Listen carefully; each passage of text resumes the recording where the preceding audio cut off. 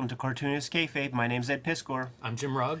We're going to be talking about one of those paradigm-shifting comics. But first, what do you have for us, Jimmy? I have patreon.com/JimRugg, where you can find my out-of-print zines and mini-comics, like this catalog of ballpoint pen notebook drawings.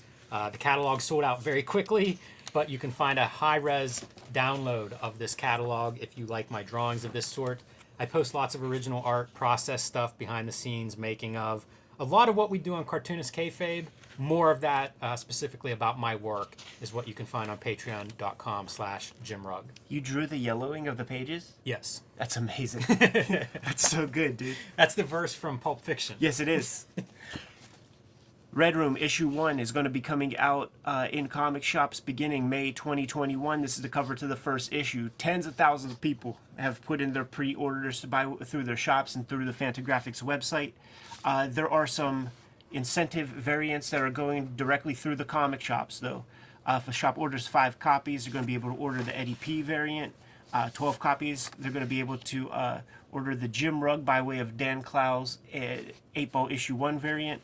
And 20 copies, Peach Momoko did a Chase variant that people are very, very excited about.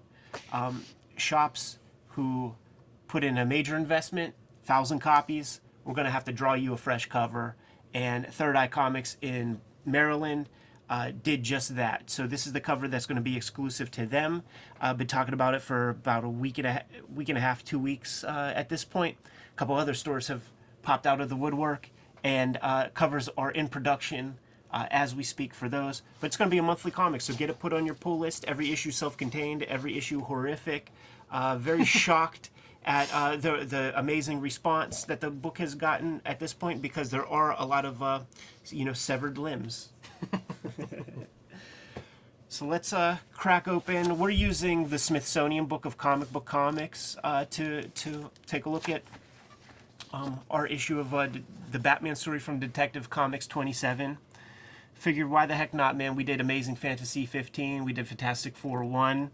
Let's take it all the way back, man, to the story of the Batman by Bill Finger and his artist, Robert Kane. First thing I note on rereading this is it's incredible what makes a character stay. You know, what makes a character be... I mean, Batman, short list of superhero characters at the top, maybe the number one superhero character. I don't know how you get that from this story. Right. It's really wild to see a first appearance and think of what Batman is today, that it originates from these 6 pages. Yeah. It starts off, we have our Commissioner Gordon with his blue hair right there, and he's just smoking cigarettes with young Playboy whose only characteristic is that he's bored. Like they're hanging around. He's bored. You know what it is? He's a true crime fan. This is before the days of podcasts. So right. If you're Bruce Wayne, Playboy millionaire, you get an audience with the guy who can tell you some of those true crime tales. Commissioner, I heard that one before. Can you tell me something better, something more gory? And Commissioner, man, he's definitely getting his palm greased, because when the Commissioner receives a call, he's like, "Hey, Bruce, want to come see a dead body? Want to come join me?" And even when Bruce goes there, he's like, I think I'm just going to go. But it's after, something's missing from the safe. We got a dude with a knife in the back, so that's that cliche thing that you see in in noir films. The format of this is still the era where, Superman came out fairly recently, ushering in the era where there's new material being put into these comic books. It's not just repurposed comic strips or reappropriated pitches for comic strips. These are designed for the comic book, but they're not thinking futuristically in terms of format. This is still, pretty much abiding by comic strip format, just on a, 11 by 17 shrunk down 64% kind of scale. The artwork, Bob Kane, famous swiper. A lot of the imagery in this very story is taken from other comics. There are websites devoted to just showing you the different swipes, because Bob Kane comes from Bigfoot cartooning. He comes from slapstick, cartoony comic strips, So doing a superhero type thing is not in his wheelhouse. So he would just trace off like an Alex Raymond or something. I have to do a page comparison. Uh-huh. Look at how bad the registration is on my printing. Oh. You can see it really in the text, like the black Yeah. line of the text. You can, it probably looks fuzzy on screen if you're, looking at home. But the text, it's like it's printed 3 or 4 times because of the different color plates. And I wondered about, how your edition was, Ed, because I'm reading this and I'm mad Right. when I'm reading this week. Especially, like it points out what goes into print production. Because these are really well-produced books. To be that far off on a book of this sort, I don't know if everybody understands it, that in older printing processes, this was not uncommon. I mean, this is a very well-produced book for the time period, and you can still see the variation between two copies. And we're going to get to pages where mine is fucked up. And I was thinking that maybe it was the page, but then I thought it was possible. But then when you see the lettering as being, it's like that's just black on the print page. But this is a photograph. Exactly. That's Yeah. exactly it. It's a full color print because it's photographed. Yeah. As opposed to like the original comic would have been printed as just black for the type Yeah. to avoid this. Dude, we're such nerds because I wouldn't doubt that you did the same thing that I did, because like when I'm looking through these pages, I have off register ones too, and I'm trying to like match up the off registration with the off registration of the magenta plate on the actual printed page, and I'm like, it's not lining up. Right. So fucking nerdy, man. Anyhow, man, like back to the Bob Kane swipe stuff. Yeah, he would trace off a lot of stuff, probably using one of those projectors that you could get in the comic book ads that would be within comics. But this story in particular is a Bill Finger swipe. The story was called "The Partners in Peril," Shadow Pulp magazine that came out like the year before this, by the way, and all of the main stuff that you would remember, like this guy getting put into a little vacuum tube or whatever with poison gas getting put in there, and the way that they get out, that was from the Shadow comic. The idea is there was a crime, dude gets killed, nobody wants to kill this man, but he does have 3 partners in business that should probably be warned just in case, and one of them has the last name Stryker with a Y, so that definitely tips you off that he might not be the good guy. And guess what? He's That's not. top shelf detective work right there. This guy's name, he must be the criminal. And Stryker is the striker. So Batman enters stage left, man, through the strategic little hole in the ceiling, smashes the dude out, gets in a schmoz at the end. This piece right here, you could find the original image for this online. Maybe I'll flash it up on screen if I could pull it off. The storytelling on these 2 panels is some of my favorite because he's falling right into the acid tank. There's no establishment of any acid tank before that. And he's like, and the dialogue bubble right here, a fitting end for his kind. And then there's like the splash after. So to me, I like to imagine that is like a long drop. Long enough for him to say that sentence and then splash. Another way you could read it is that he's actually in there thrashing around. Yeah. And that's kind of like the last kind of twitching of his muscles. That could be a good Joker origin, by the way. Yeah, that's what I thought of. Whenever you're rereading it there. Bruce Wayne gets a little debrief from Commissioner Gordon about all the happenings there, but he's not buying it. Sounds like a fairy tale to me. And Commissioner Gordon's like, nah, he's a nice chap, but that kid must lead a pretty boring existence. Disinterested in everything. So some of the stuff that carries on to Batman the character is making his smooth getaway whenever a character just looks away for a second and he's gone. The Bruce Wayne persona of like at least that public playboy persona of like, oh, he's disinterested in everything. A couple of little details there that carry through with this character. The storytelling on this is like the only page with any real storytelling, and it feels like it would be like a shot for shot of like a serial image where it's like, here's a door and here's Yes. the dude coming through. And no doubt that stuff's probably an influence. Sure, yeah, I'm sure the serials were going down. There, there's some great documentaries out there. There's Batman and Me, which is based on it's like the Bob Kane kind of documentary. There's Batman and Bill, which is fairly recent. It might be on Amazon Prime at this moment. Watch them in prep for this, and even the one that's like about Bob Kane and like is people talking him up and stuff. He still seems professionally like not a very nice guy. On the Batman and Bill piece, the writer, and I'm going to give shouts out to the dude who did all the legwork to get Bill Finger into more prominence. Named Mark Nobleman is the dude who wrote this Bill Finger book and sort of led a campaign to get Bill Finger's credit added to the Batman character. He pointed out this initial caption where just the final sentence is, his identity remains unknown. And it's just like, of course that was in regards to the Batman character, but, decades later when Bill Finger dies anonymously, made one public appearance, up to a certain point, there were 2 known photographs of the guy before this Nobleman character really started digging. Eerie little sentence. That's pretty cool. Yeah. So that would be blown up in the Chip Kidd version of the Bill Finger story. Right. This line that'd be a 2-page spread, photographed and blown up. Yeah. So I definitely encourage everybody to check out those documentaries. Interesting to see. It's signed Robert Kane. Yeah. Of course, that changes to Bob Kane over time. It is. You can also look up like Men of Tomorrow, the book about the early DC Comics, early comics days. Because one of the things that's really interesting to me with Batman always is Bob Kane being able to legally protect himself with Batman. So rare, Kirby, of course, comes to mind with like the Marvel universe, but it makes, or Siegel and Schuster with Superman.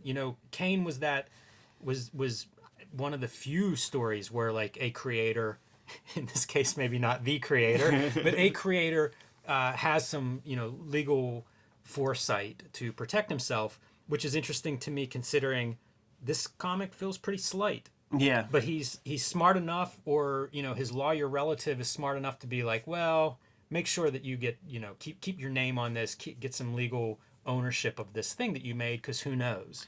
On the it certainly pays dividends. Literally dividends. And on the Bill Finger documentary, like they play audio of conversations with Bob Kane, right?